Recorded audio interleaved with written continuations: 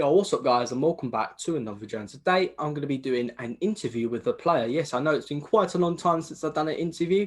We was back in the first lockdown since I was doing interviews with players. Done one with Danny Kedwell, Harry Palmer, and Luke Coulson. And today I thought, obviously, the third round of the FA Cup's been played, and Crawley beat Leeds 3-0. Now I know a player by Instagram and that used to play for Ebbsfleet, and his name is Jack Powell, who I will be interviewing today. But before we get into it, I'm going to give you some facts about him. So, Jack Powell started his career at West Ham as a youth player. He then moved to Millwall, where he had loan spells at Concord, Rangers and Braintree Town. He then joined Ebbsfleet and got to the semi-finals of the playoffs in the Vanarama National League. However, he did move then on loan to Maidstone and then did sign permanently. He then got a move to Crawley, but then he had to go out on loan to Aldershot, and currently he is a Crawley first-team player. So I will give you at the end of the video a little compilation of what he can do, but he can score free kicks like this.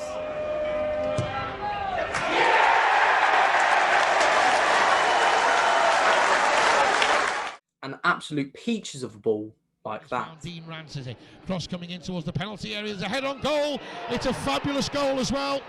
It's Luke Coulson who's met it, maybe 14 yards out. Delivery was brilliant, header was brilliant, defending was questionable, and Scott Davis was left in no man's land. The ball nestles in the back of the net, and Ebbsfleet lead on the road in the playoff. But yes, guys, if you're new, make sure to like and subscribe. We're on the road to 1.1k. Let's try and hit that as soon as possible. And yeah, without further ado, let's get straight into it. Okay, so the first question, Jack, is during lockdown, it's been tough, obviously. Is there anything, anything different in training, or is it pretty much the same thing? Obviously, you haven't taken tests and that. Do you still get to do the same things really in training? In terms of what we actually do, like the content of training, is very similar to what we would usually do. Just a little bit different around with obviously a lot of hand sanitizer. A lot of things just to make you aware of the virus, obviously, face masks, things like that really. So nothing really in terms of the content of training. Like once we're on a training pitch, it's very similar to what we usually do. It's a little bit different a few months ago. Like we had to turn up in the kit and couldn't use the showers and things like that, but we can do all that now. So a few little things, but nothing major. It's pretty much the same at the moment. Okay. The next question: who was your inspiration to start football? Probably my dad, really. I went to watch him a lot when I was young. He played like Sunday league, Saturday league football. Was a decent player in that. So I'd say my dad. I had an older brother who weren't really interested in football, so it wasn't one of my brothers. Like just following my dad around, watching him play, and then obviously just the general kind of love for football within my family was already there anyway, so I just followed in everyone else's footsteps really. Okay. Next question: when you was at West Ham as a youth player and at Millwall, what was it like with the training facilities and the quality of coaches? It was really good. Obviously West Ham was and is really a renowned academy that's kind of brought through a lot of good players. Not so many recently, because times have kind of changed a little bit with the amount of money that's kind of being invested in football. So it was good facilities at West Ham. Not like top of the range when you go to places like Chelsea, places like that. That's a completely different world, but everything that you would need really to kind of improve as a footballer. And similar at Millwall really. Probably not as good facilities wise at Millwall as it was at West Ham. But yeah, everything you would need really to improve as a young player. The coaching was good as well. Come across some really good coaches in my time at both clubs. And kind of some that have got a good reputation of kind of helping players become who they've become as well. The likes of Tony Carr at West Ham, who had a good reputation and brought through the likes of Carrick and Joe Cole and Jermaine Defoe, people like that. But come across some good coaches at Millwall as well, who got a love for the game and kind of wanted to help youngsters kick on. So similar really. Yeah. Okay. Next question: what made you want to join Ebbsfleet? So obviously, I think you was on a loan spell at Braintree, and then you went back to Mill, and then you signed, I think, 16-17 season. I think. Yeah, to be honest, it was just the attraction of playing football. Obviously, always been involved. To be honest, I still look at Ebbsfleet as a professional environment because we were full time pretty much all the time I was there. But yeah, just kind of coming out of league football, searching for the opportunity to play regular football. Really, I'd obviously been at West Ham, been at Millwall, had a bit of success at Millwall and played in the first team, but never really managed to sustain a run of games. So that was the thinking, really. Like, I went on trial to a couple of league clubs, but wasn't going to get the opportunity that I was going to get at Ebbsfleet, obviously with a manager that kind of knew me, with a little bit of link with the West Ham thing, obviously, because Darryl was at West Ham as a young player. So I knew that I was going to get an opportunity, really, and that was the attraction, to try and build my career from obviously non-league and play as many games as I could, and hopefully, obviously, make some impressions on people. Yeah. Next question. I don't know how to say about this, if you understand it, but obviously due to the financial reasons around Ebbsfleet, you joined Maidstone. What does it feel like when being a player that has moved from a rival club to another rival club? Is there do you feel like there's the fans on you sometimes at the Yeah, it's start? strange. Like, I've ended up doing it twice now, obviously going from West Ham to Millwall, which is a weird one because I never really played for West Ham, obviously, first team. And obviously Millwall was giving me an opportunity, and at the end of the day, like for us as professionals, it is a job as well, and you're searching for that opportunity where you can kind of kick on in your career. So I got a bit of stick, really, going. I didn't get any stick at all going from Ebbsfleet to Maidstone, not that I remember anyway, because I think that everyone was aware of the kind of situation that was happening at the club, and they understood that players kind of needed to have that security.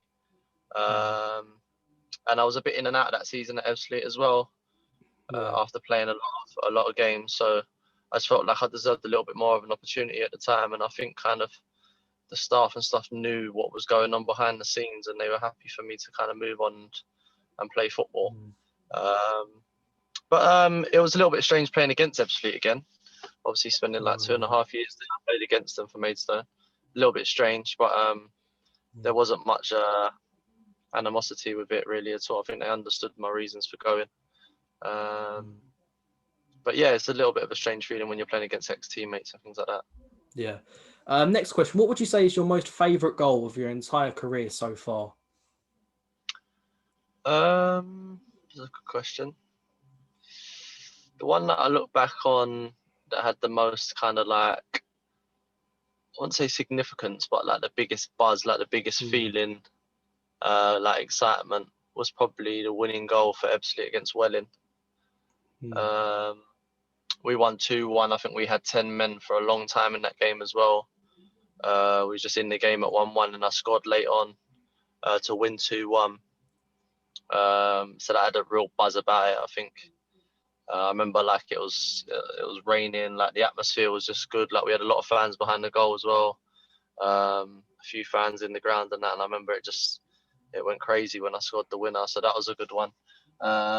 Scored a nice goal at Chester away, from range with my left foot. But yeah, probably say the goal against Welling, probably. Next one, obviously you beat Leeds 3-0. That's quite a big cup upset. What was your thoughts on the game and the performance of the team? Strange one, really. I thought we played obviously really well. Leeds probably wasn't at the races, didn't have their best game, but still had a lot of quality players on the pitch, a lot of players that played a lot of minutes in the Premier League this season. And I thought we just did a good job. Like we worked hard, we was in our shape, but we didn't show them too much respect either, and we tried to press the ball. Obviously took our chances when they came.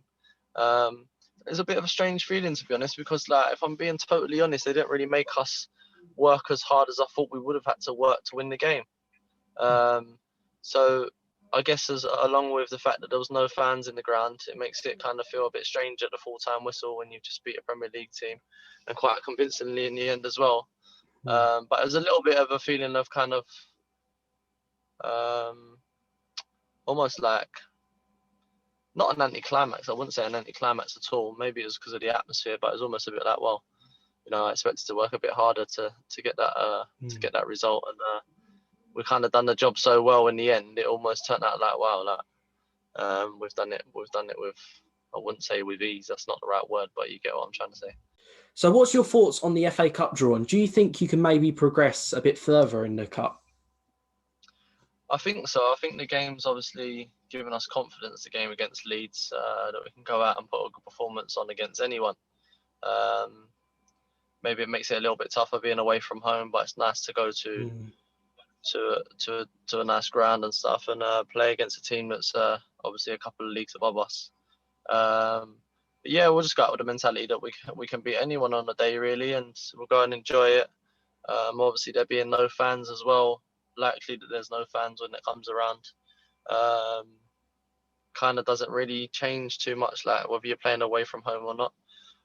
It's pretty much the same wherever you play, like it's a pitch. But yeah, I think we can go into that game believing that we can get a good result, and then obviously that leads into potentially playing against the Premier League side away from home. Yeah. So we look forward to it. It's a bit of an incentive as well that we already know about. So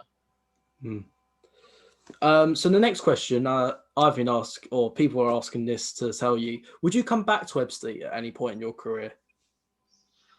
I don't know. Like, obviously, I've got ambitions of kicking on and going up the leagues if I get the opportunity to, and I believe that I can do that. But you never know. Like, you see a lot of players kind of towards the end of their career drop down, and it all depends on how Ebbsfleet do. Obviously, hopefully they have a successful season this season, get back up into the National League. But I'd never say never. I enjoyed my time at the club, and I know that some good things are happening at the club at the moment. Signed some good players as well, and I know a few of them. So never say never. I'm sure our paths will cross again in the future. I just hope the club really kicks on. Obviously, if the club kicks on, I hope that there's probably more of a chance that could happen. So obviously with your FIFA cards, you have a 60 rated central midfielder with 62 pace, 49 shooting, 62 passing, 62 dribbling, 43 defending, and 58 physical. What are your thoughts on that? Do you think you deserved a little bit better, or are you quite happy? I'm not too sure really. Like I've got a son who plays FIFA now. He's old enough to play the game and stuff, and he talks to me about it now and again. And I think basically that, as far as I know, like the ratings are based on kind of what league you're in and whatever else, which is fair enough. Like you'd anticipate that the better rated players are playing at a higher level. So I'm fairly happy with it. I think I remember the first time I was on the game at Millwall, I was in the 50s. So it's gradually, slowly going up. So hopefully over time I'll manage to get the rating to go up a little bit. But in terms of the actual stats on certain things, they're probably fair, I guess. Pitched up against players that I'm playing against in my league at the moment. I don't know where it stands, but yeah, hopefully they're decent ratings. They should probably go up after the Leeds game though. Yeah, we'll see, but yeah, not too fast, but it's been rated lower before, so I'm pleased with it. So the next question is, what's it like to have a celebrity in the Crawley squad in Mark Wright? I don't know. I don't really think about it like that too much, to be honest. Like, obviously, he's just part of the squad now. Like, he's come in and worked hard, and obviously made his debut on Sunday. So we just see it as him being part of the squad. We don't really talk too much about his life away from football. So it's not much different to anyone else being in the squad, really, to be honest. Bit of extra banter flying about here and there, and it's been good for the camaraderie and out of the dressing room. So yeah, it's no different to anyone else who would have signed, to be honest. Yeah. And then finally, the last question. This is from a Crawley fan themselves. They've said, what's it like to be a better midfielder than Calvin Phillips?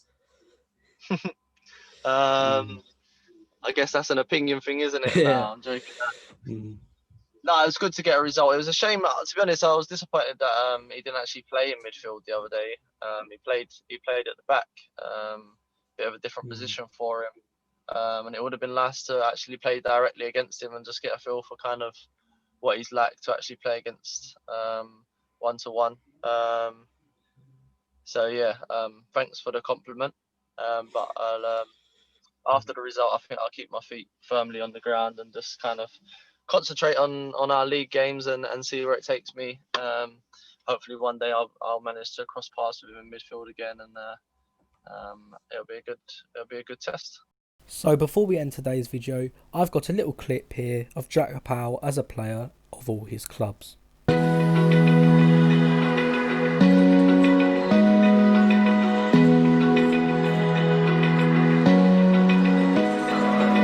Open eye, feel the waves cut through me, hypnotized by the sounds I'm breathing in. Hold tight, chemicals collide.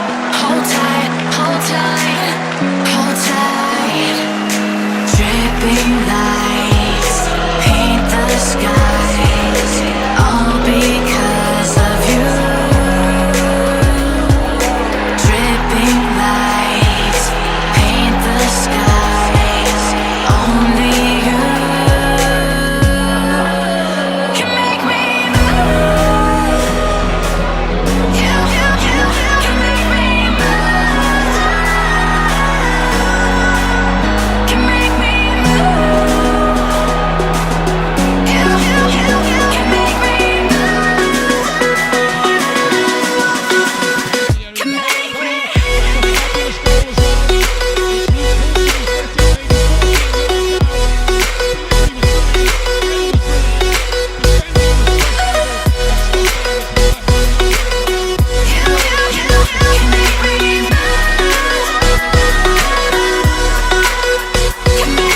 So alive, make it last forever. Stop in time, yeah, I'm surrendering. Hold tight, chemicals collide. Hold tight, hold tight. Dripping lights paint the skies, all because of you. Dripping lights paint the skies, only you can make me move. You can make me move. Can make me move. Can make me move. You can make me move. Can make me. Can make me move. You can make me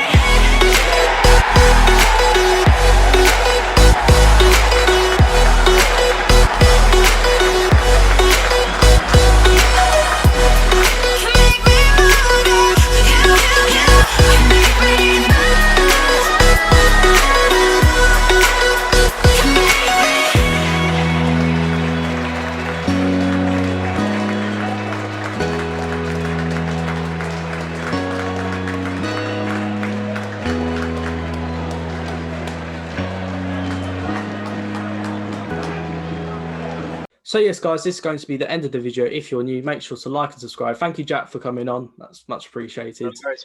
If you want me to do any other interviews with any other players, comment below. Hopefully I can get some others on. And yes, guys, thank you for watching.